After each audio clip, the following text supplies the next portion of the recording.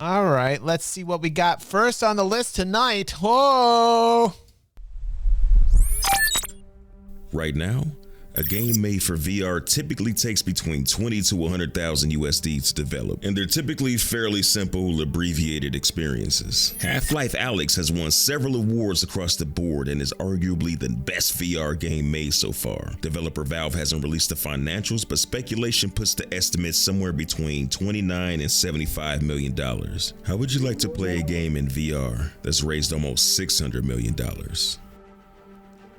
I remember when I got the HTC Vive, which back then was the OG of VR headsets along with the Oculus Rift. I messed with a bunch of VR games that really kind of mounted to VR demos if we're being real, but I wanted a real AAA VR experience, and after I did my Googles, I bought Elite Dangerous and cranked it up. I didn't know what the hell I was doing because I had never played a space sim or anything as complex as Elite, but the moment the tutorial loaded up, I went completely silent. I was in the cockpit of a Elite Dangerous VR was fantastic, and the fact that they dropped support for VR is absolutely shameful. It is dead. Elite Dangerous is dead. Frontier Development is dead, and I'm putting on that shame bell. Pepe, put on the shame bell for Frontier, please. Shame. Shame. Shame. Everybody that played Elite Dangerous in VR said how amazing it was. You know, that was like one thing it had up on Star Citizen. Now, I want Star Citizen to have VR, and now DigThat in his smooth ASMR tones is going to tell me that somehow, some way, it's coming. And if that's the case, DigThat is going to be like elevated to a whole nother level of cool.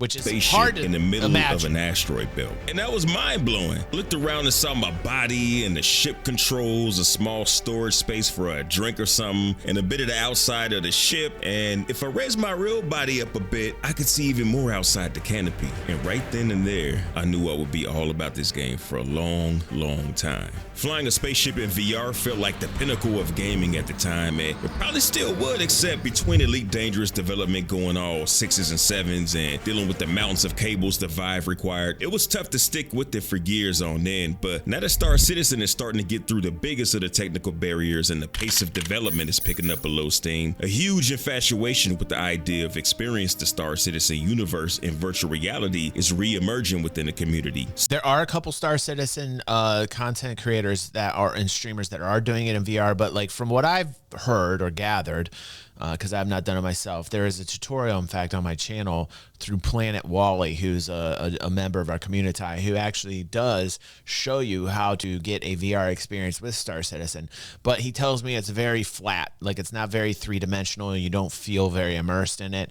It's kind of like putting a TV up to your face. And that's the experience that I hear currently you can get with Star Citizen. Now, if there is a better experience than that, then I am not aware of it. Sylvan, the senior engine programmer at CIG, has put it out there that he's ready to kick off VR and even said he doesn't know how long it'll take, but as soon as Vulkan is working, he'll implement it, even if he has to do it in his spare time. When somebody's that motivated to get it going, you know it's a question of when and not if. But Star Citizen is a lot different than Elite Dangerous. It's ambitious, it's sexy, it wants to do everything in a super detailed, high fidelity, loud way. So, VR integration, what would that even look like? To start answering that question, let's take a quick look-see at what already exists. Elite Dangerous is second to none as far as VR spaceflight, mainly because the only real competition is No Man's Sky, and as impressive as No Man's Sky's evolution has been, its flight model and execution is more arcade-like, so we'll stick with Elite. If I didn't say it enough in the beginning, flying in VR is the bee's knees for the real OGs. Initially, you sit there with your mouth open because this ship that you've been staring at on a flat screen is suddenly all around you. It's a difficult feeling to translate. It's more significant than seeing. It's the best feeling, like in the cockpit. Like, come on, get out of here. Like you can look down, able to see like insides, but like, come on, this is where you really want VR. I mean, put a 1 if you agree with me in the chat. Like this is probably the experience I want in VR. Like this immersive experience. You're looking down, you're seeing buttons, you're having a hell of a time, right? Like this is how I would want my VR. This is exactly how I want my VR. You know, we watched Thrill Seeker on the morning show. We watched FIA, and they're in VR chat, and they're doing cool things, and they're creating things and all that. But like at the end of the day, if I were to pick like, hey, what would my experience be in VR? This would be it. Like right here, this is what I would want. feeling to translate is more significant than seeing a car or even a house online and then actually being inside it. Probably because it's a sci-fi set piece that doesn't exist in real life, but here you are, and there's all your controls, and there's your feet, and you never notice how high off the floor they are. And for at least the next 5-10 minutes, that's what you'll be doing, looking around in amazement because it's brand new all over again.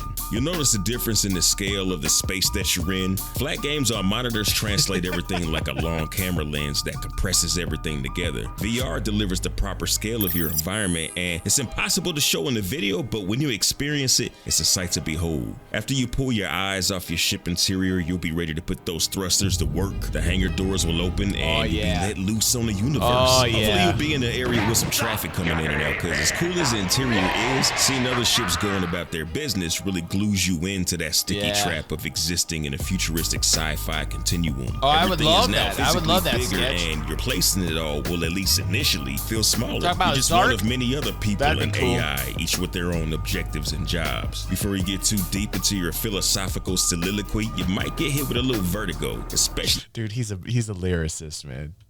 I just gotta watch that again and respect the lyricism. You're just one of many other people in AI, each with their own objectives and jobs. Before you get too deep into your philosophical soliloquy, you might get hit with a little vertigo, especially if you're motion sensitive, but it's not a vomit comet. As you're out there barrel rolling, looping, maybe both at the same time, your brain will be telling your body it's moving, and in the confusion, you might need to log out and take breaks. But it's all good though, even astronauts. Nah. If you're a real man, you keep that on and you vomit. Not trained for motion sickness. Cry, baby. Side note, if you don't have a good old astronaut chair to train with, but you want to be ready for Star Citizen VR, Aircar is a great place to start. Maybe I'll do a vid with some other VR space and flying games later, but Aircar is free, pretty damn cool looking, and it's a tiny taste of flying in VR while you wait on Star Citizen. It's also good for bringing up a point that you might not have considered. To fly your Aircar, you just have the basic controls needed for 6 degrees of freedom style flight, all of which fits on the touch controls or a controller, so you don't have to worry about your mouse and keyboard. Star Citizen, on the other hand, we all know that game has enough buttons to feed the needy and more incoming all the time. How do you deal with all that in VR? When I first started Elite, it was my first PC game ever, so I just had a basic mouse and keyboard, and I would have to lift my headset.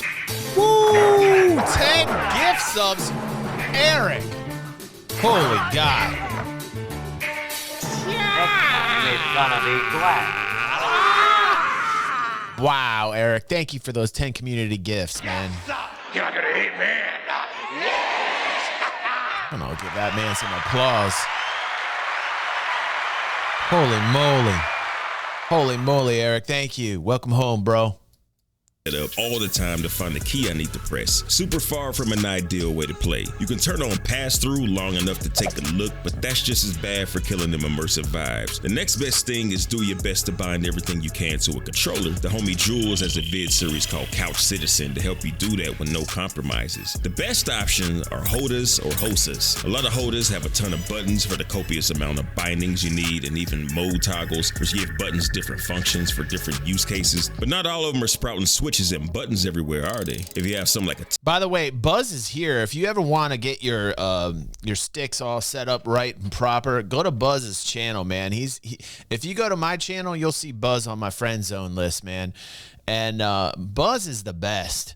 Buzz gets you set. So highly recommend my friend Buzz, who's here live right now tonight.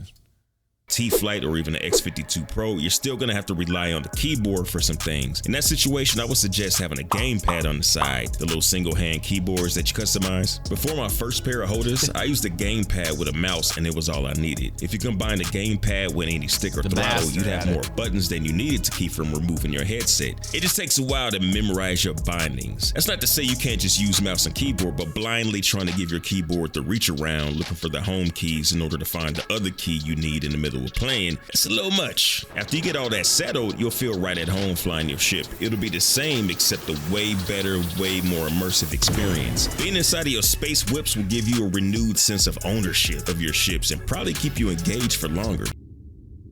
Oh yeah, you got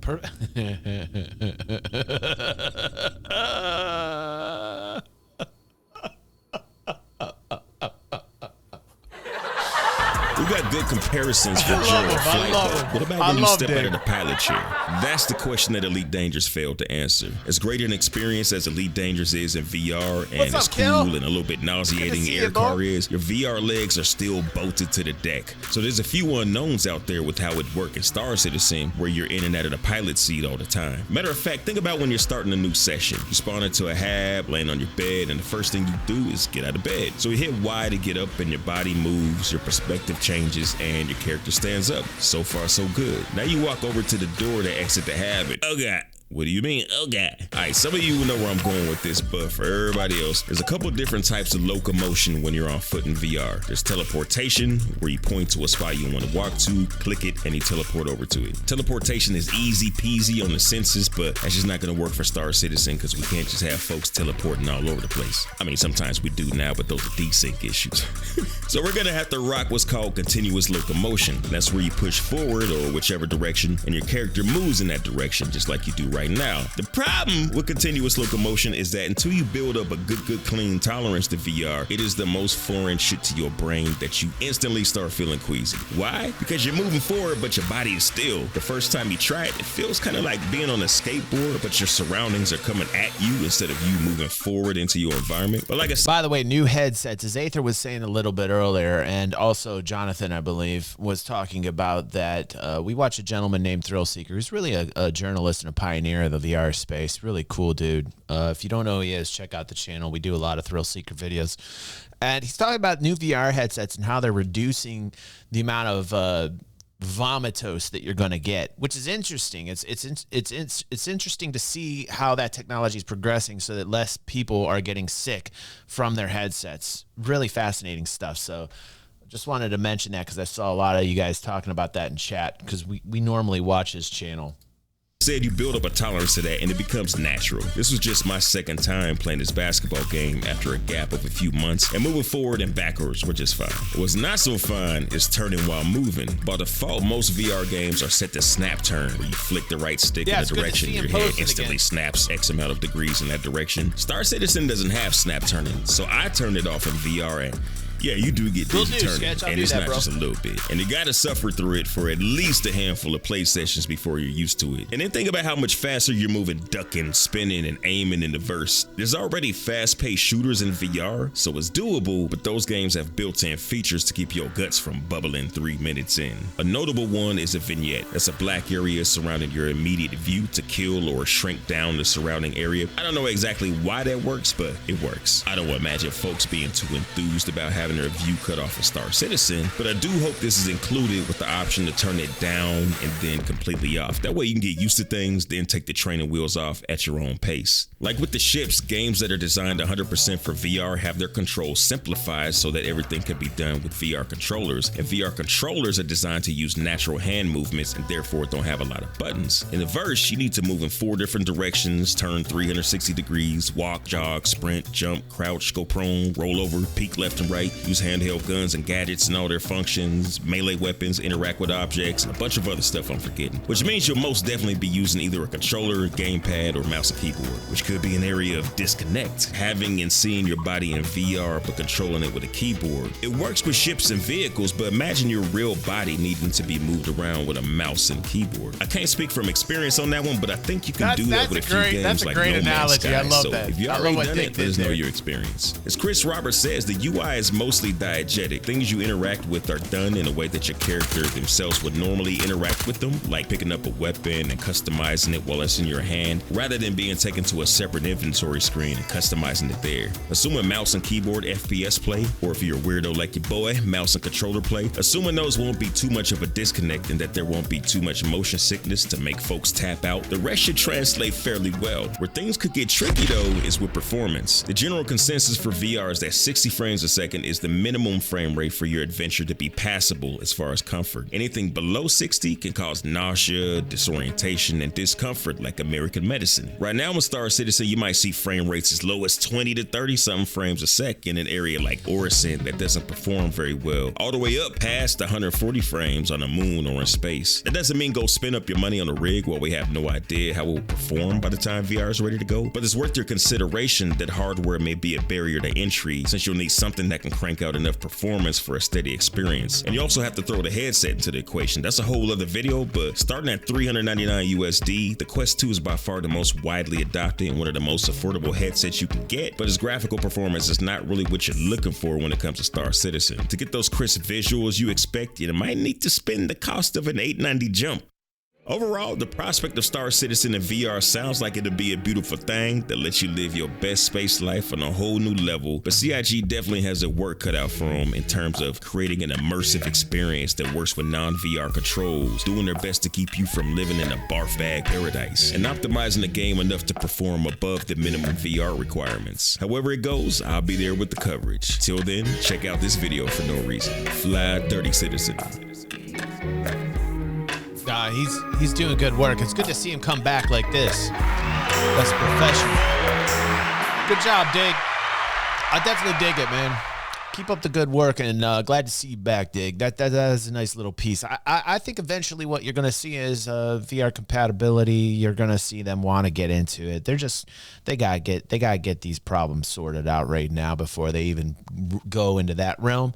But man, that's the game. That's the game I want VR in. I think all of us can agree that's the game.